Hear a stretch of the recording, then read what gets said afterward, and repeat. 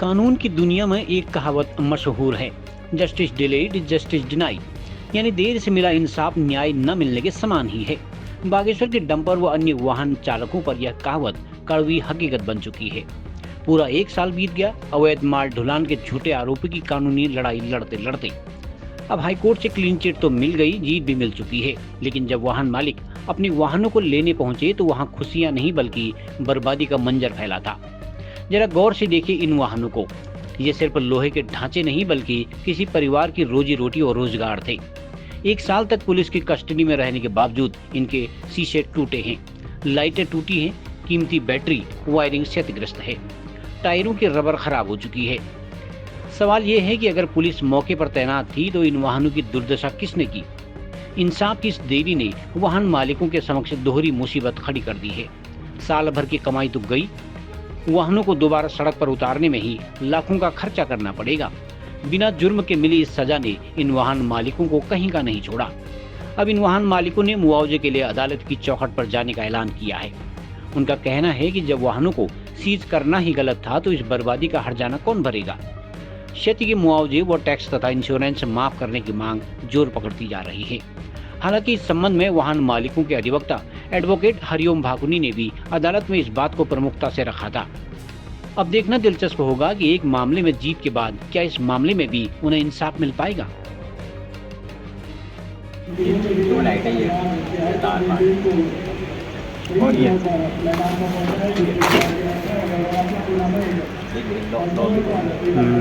एक और दूसरा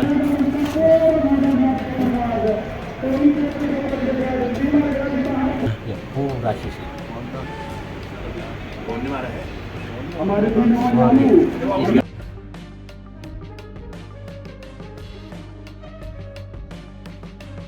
पर के साल 25 मार्च से यह गाड़ी खड़ी है। अब नुकसान इतना हो गया कम से कम 2.5-3 लाख का, जिसमें से टायर भी ख़त्म, तेलें भी ख़त्म, रंग वायरिंगें और कुछ तो टूट फूट कर दिया। कम से कम 2.5-3 लाख का नुकसान हो गया मेरी गाड़ी, और बाकी जो है यही और सब गाड़ी में यही नुकसान और गाड़ी में भी है। तो पुलिस तो थी यहाँ सिक्योरिटी के लिए। अब सिक्योरिटी थी तो कम से कम सिक्योरिटी तो करनी थी, तार बाड़ या कुछ ना कुछ तो करते, नहीं तो जो है गाड़ियाँ छोड़ देते अपने घरों में, हम खड़ी कर देते। जो कोर्ट का था वो हम जो है सहयोग करते कोर्ट को, अगर हमारी गलती भी थी तो कोर्ट का सहयोग करते, तो हम अपने घर पर खड़ी करते या जो भी करते। अब यहाँ सिक्योरिटी में होने के बाद भी इतना नुकसान हो गया है 2.5-3 लाख का। तो अब आप चाहोगे कि कोर्ट से आपको राहत मिलनी, मुआवजा मिलना चाहिए? कोर्ट से मुआवजा मिलना चाहिए, राहत मिलनी चाहिए। कल 26 मार्च को गाड़ियाँ खड़ी की थी पुलिस ने, तब से 1 साल हो गया। नुकसान तो बहुत है, किसी की लाइटें टूटी है और किसी के वाइपर तोड़े हैं। नुकसान शीशे 2-3 गाड़ी के तो फ्रंट सीटें तोड़ दिए हैं, और नुकसान ही 11 महीने 12 महीने हो गए, तो बहुत ही नुकसान है। ऑयल चेंज करना पड़ रहा है, तमाम टैक्स की छूट रहती। कोर्ट से गुजारिश है कि हमें टैक्स इंश्योरेंस इस पर कम से कम छूट दी जाए। मुआवजे की भी मांग करेंगे? मुआवजे की भी मांग करेंगे। 1 साल से हम घर परिवार कर्ज लेके पाल रहे हैं हम। तो बैंकों की कितनी देनदारी थी? बैंकों की देनदारी है, किस्तें टूटी है, सबकी कहाँ से देंगे? जब गाड़ी पर निर्भर है तो कहाँ से देंगे?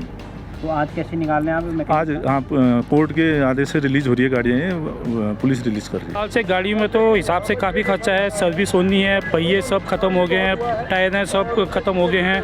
क्योंकि क्या होता है ना, टायर में अगर 1 साल से खड़ी होते हैं तो टायरें जो होती हैं सूख जाती हैं। 6 के 6 गाड़ियों में 60 टायर होते हैं, 7 के 7 टायर जो हैं सूख चुके हैं।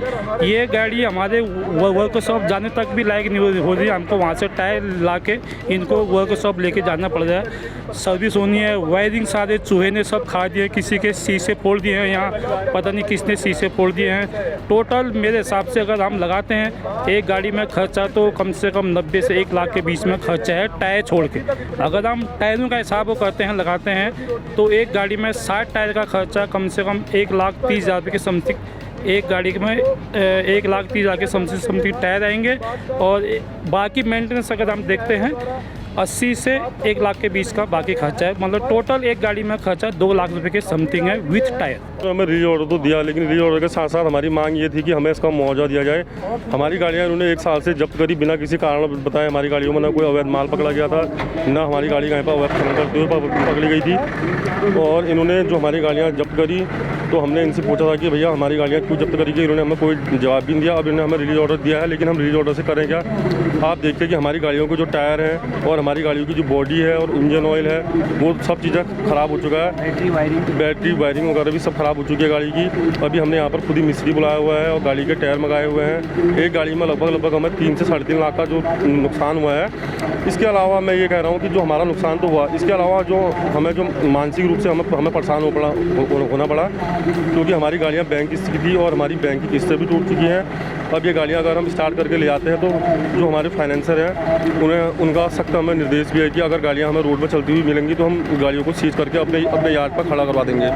तो हमारे ऊपर एक बहुत गहरा संकट गहराया हुआ है कि हम अब करें तो आगे को क्या प्रोसेस करें। इसलिए हम अब दोबारा माननीय न्यायालय की शरण में जाएंगे और वहाँ अपने लिए मुआवजे की मांग उठाएंगे। देखिए, वास्तविक रूप से भरपाई होनी चाहिए, भरपाई ही मेन विषय है। इनको एक बार प्रताड़ित किया जाना और उसके बाद इनकी पीठ मलास देना और इनको थपथपा देना कि भाई तुम्हारी डंपर हमने रिलीज़ कर दिया, ये इनकी प्रॉपर्टी है। प्रॉपर्टी रिलीज़ करना तो ये पहला कदम था ही था, लेकिन दूसरा कदम ये है कि इनको इनके हुए नुकसान की भरपाई करना ये भी बागेश्वर पुलिस प्रशासन की जिम्मेदारी होगी और पुलिस के आला अधिकारी जिनके द्वारा इस तरीके के कदम उठाए गए और गलत तरीके से without any lack of proceeding इनको जब्त किया गया, यही आधार रहा है इस टाइम पर ट्रकों को छोड़ने का। अब दूसरा कदम इसका ये है कि इनको कंपनसेशन, इनको मुआवजा दिलाए जाने का काम किया जाना चाहिए।